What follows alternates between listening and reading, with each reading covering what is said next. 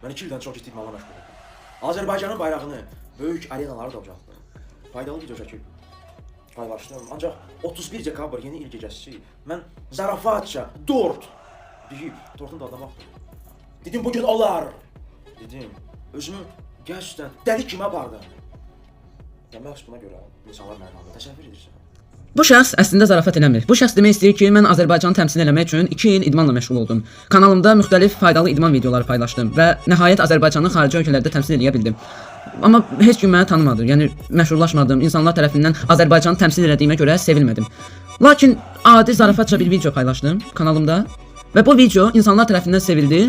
Mən də bundan sonra anidən məşhurlaşdım. Sonda da özü dediyi kimi təsəvvür edirsən. Yəni bu şəxsin dediyindən belə çıxır ki, Azərbaycan xalqı üçün Azərbaycanın xarici ölkələrdə təmsil olunması və Azərbaycanı xarici ölkələrdə təmsil edənlər maraqlı deyil.